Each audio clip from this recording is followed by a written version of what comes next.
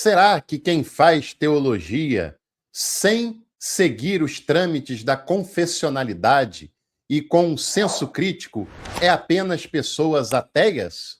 Ou apenas liberais? Ou comunistas? Essas e outras cortinas de fumaça nós vamos falar no vídeo de hoje. Então separa aí o seu café, que a teologia é por nossa conta.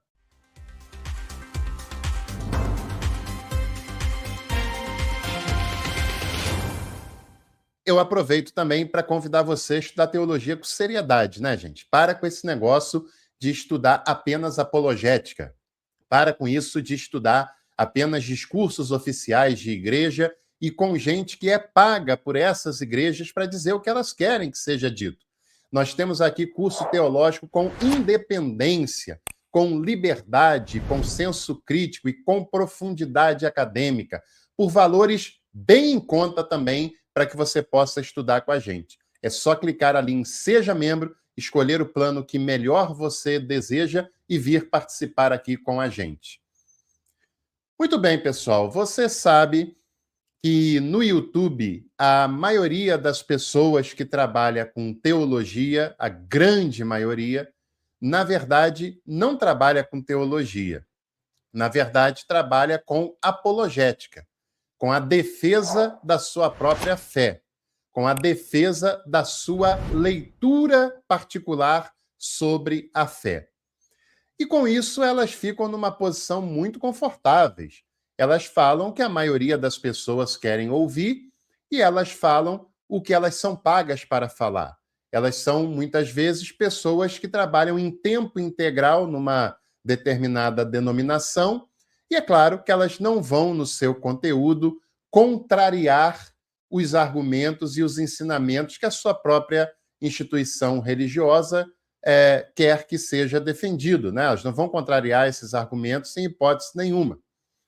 Aqui nós temos um espaço independente, sem financiamento de instituições religiosas ou de qualquer outra pessoa, a não ser você mesmo que me acompanha e que envia suas contribuições, sua chave Pix, que envia, que se torna membro do canal, enfim, um engajamento absolutamente orgânico. E por isso nós podemos falar com muita liberdade aqui sobre os nossos conteúdos e fazer teologia propriamente dito.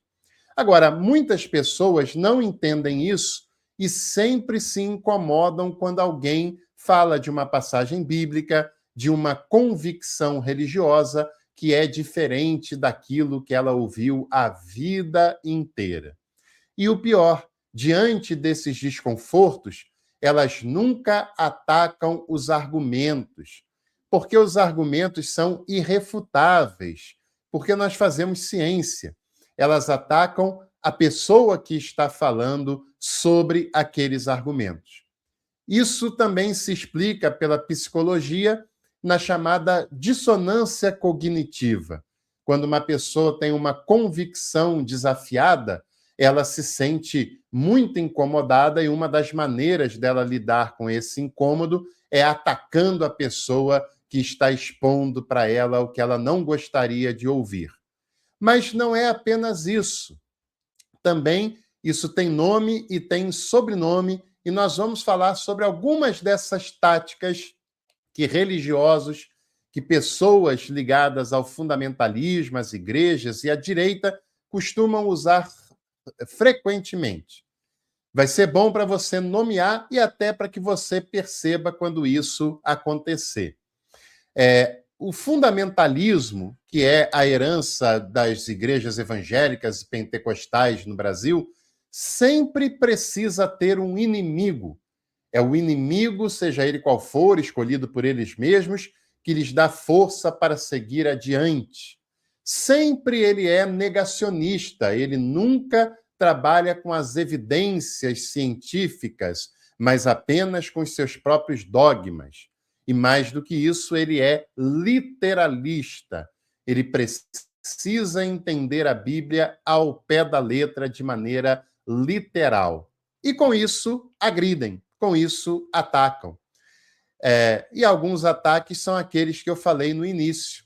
Chamam as pessoas de ateias, como se isso fosse uma ofensa, chamam as pessoas de comunista e chamam de comunista porque elas são da extrema-direita. Por isso que elas tentam rotular como se comunista fosse uma coisa ruim. E chamam de liberal, sendo que elas nem sabem o que foi o liberalismo teológico. Pois é. Aqui no canal eu ouço muitas dessas ofensas por parte dos fundamentalistas. Não que me atinja. Na maioria das vezes eu acho até engraçado a falta de lógica, de senso e o desespero da pessoa diante das evidências, né? Quando eu falo que inferno não existe, quando eu falo que o diabo foi inventado em algum momento da história, isso dá até para ser precisado, nem é tão difícil assim. Quando eu falo, por exemplo, que Moisés não escreveu o Pentateuco, quando eu falo que Jesus não está no Antigo Testamento, as pessoas ficam muito chocadas com isso e vêm aqui me agredir. Porque o que eu digo aqui não é a invenção da pólvora, não é a descoberta de algo fantástico que apenas os privilegiados sabem. Se a pessoa estudasse teologia com seriedade, e não só numa linguagem não confessional, tem muitas pessoas que são ligadas a instituições, a Igreja Católica, a igrejas luteranas, anglicanas e até a outros segmentos que já sabem disso há muito tempo. É só uma questão de honestidade intelectual em falar sobre isso. E querendo você ou não, eu reafirmo, Jesus não está no Antigo Testamento, em nenhuma página do Antigo Testamento, nem de maneira indireta. Não está, aceita que dói menos. Moisés não escreveu o Pentateuco, nem participou da escrita do Pentateuco. E se ele existiu, você ainda está no lucro, porque nem isso a gente tem como afirmar. Pois é importante dizer isso. E quando eu digo essas coisas, as pessoas querem me agredir como se eu fosse um ateu, como se eu fosse um liberal, como se eu fosse uma pessoa que não tem fé. Mas o que a fé tem a ver com isso, gente?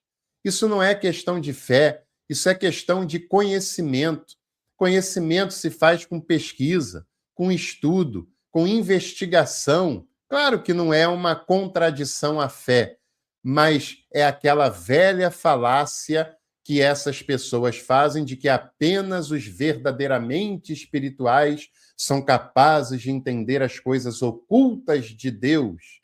Esse é um argumento mágico usado nas civilizações antigas e é um argumento mágico usado pelo gnosticismo no início da história do cristianismo. E o gnosticismo já foi classificado como heresia desde o primeiro ou segundo século no máximo. E essas pessoas continuam fazendo a falácia da superioridade espiritual nos dias de hoje. Em vídeos como esses que eu acabei de citar como exemplo, eu recebo comentários desses fundamentalistas dizendo sobre o Espírito Santo me iluminou para saber, a espiritualidade, etc. Isso é balela, porque em momento algum a pessoa diz que os argumentos estão equivocados. Ela apenas quer demonstrar que ela é superior espiritualmente, e isso depõe contra a própria pessoa. Primeiro, porque fica ridículo esse tipo de discurso. E segundo, que uma espiritualidade que precisa ser provada, precisa ser falada, precisa ser defendida e colocada como superior, não é uma espiritualidade genuína, legítima, sincera, espontânea, não é uma espiritualidade cristã de verdade. Pode colar nos ambientes fanáticos e fundamentalistas das igrejas que elas fazem parte. Aqui não cola, na sociedade não cola, em pessoas que pensam de maneira independente com a própria cabeça, não cola. Então, para com isso, né? E outra coisa, uma pessoa é ateia porque ela não acredita no inferno? Uma pessoa é considerada ateia porque ela não acredita na existência do diabo? Ora, quem é que é o centro da sua fé, afinal de contas? É o inferno e é o diabo? Se for, realmente a gente não está falando a mesma língua, porque o centro da minha fé é Jesus de Nazaré. E ele não depende de inferno, de diabo, e sem aquela conversa fiada de que Jesus falou mais do inferno do que sobre o céu, né? Isso é um sinal de que você não compreendeu nem uma vírgula do Evangelho, nem uma vírgula de Jesus, e apenas teve a sua cabeça cheia de titica desses pregadores de igreja e de internet que tem por aí. Porque esse argumento não para de pé e não precisa nem ser tão inteligente, é só ler com atenção o Evangelho. Ateu porque a pessoa diz que Moisés não escreveu o Pentateuco? Ué, eu não sabia que o elemento central da fé cristã era Moisés. Fala sério. Eu não sabia que o texto central do cristianismo não é o Novo Testamento, mas é o Antigo, é a Bíblia hebraica. É isso mesmo? Gente, você tem que cobrar da pessoa que está desinformando você, não desse canal em que nós fazemos teologia com seriedade e com responsabilidade, para alertar você sobre essas desinformações e manipulações que as instituições religiosas têm feito na sua cabeça. Entende? Vai cobrar da pessoa certa, não de quem trabalha com seriedade. É importante também que se diga que existem algumas falácias que são empreendidas por essas pessoas. A falácia ad hominem, ou seja, a falácia que agride a própria pessoa ao invés do argumento. É uma tentativa de desviar o assunto diante da relevância do argumento que é apresentado e da incapacidade da pessoa em lidar com ele. Ela prefere agredir o argumentador e não o argumento. Ela prefere criar uma cortina de fumaça e não atacar o argumento com um argumento ainda melhor que o dela, né? Por isso ela agride o argumentador, chamando de ateu, chamando de comunista, de liberal, de pessoa que não tem fé, disso, daquilo, ataca o seu caráter, ataca a sua espiritualidade, ataca, em alguns casos, a sua raça, a sua etnia, o seu gênero, como muitas pessoas fazem com mulheres que não falam o que ela quer que seja falado, né? Atacam a sua religião ou a ausência dela, enfim, atacam até a sua formação. Já teve pessoas aqui me chamando de suposto doutor. Não, eu não sou um suposto doutor e nem uso isso como carteirada. Agora, se você se acostumar com coisa séria, você vai pesquisar lá no currículo Lattes a formação de cada pessoa. E eu tenho diploma de mestre, de doutor e de pós-doutorado que eu fiz numa das instituições mais respeitadas da América Latina. Só não vou ficar mostrando aqui porque isso seria ridículo. Meu currículo Lattes fala por mim. E a minha formação foi feita nessa instituição de respeito no Brasil e na América Latina, e não no Centro de Formação de Abobalhados e nem no Instituto Bíblico da Beira da Esquina. Fala sério, né? Também tem esse tipo de falácia ad hominem, é como uma pessoa que está na sua casa e recebe, vamos voltar no tempo, né? E recebe uma carta entregue pelo carteiro e a mensagem da carta não é aquela que iria receber. Ao invés de se preocupar com a mensagem, ela quer tacar pedra no carteiro. E o que o carteiro tem a ver com isso, né? O que o carteiro tem a ver com isso? Também existe a falácia ad populum. Essa aí é muito conhecida pelos pregadores, pelos teólogos de internet ligados a instituições religiosas, que não fazem teologia. No máximo, uma apologética muito mal feita, porque, você sabe, né? Quem paga a banda escolhe a música que vai ser tocada. E essas pessoas são pessoas que trabalham em tempo integral em alguma igreja. É óbvio que eles não vão na internet falar o que as igrejas não querem ouvir. E aí usam a falácia ad populum, ou seja, a falácia de se comunicar com o que as pessoas querem ouvir, com os argumentos que são mais populares. Passam um verniz de intelectualidade porque sabem que o seu público, o seu nicho, quem paga as suas contas, na sua grande maioria, crê naquilo. Então, eles sempre falam o que elas querem ouvir, sempre falam o que é da maioria das pessoas que lhe assistem. Eles não querem desagradá-los em maneira nenhuma, não é? É um apelo à maioria, é um apelo para algo que é mais popular. Enfim, mas nem por isso isso é consistente. É uma desinformação, né? Mesmo que tenha aquela verniz, eles acabam dançando conforme a música.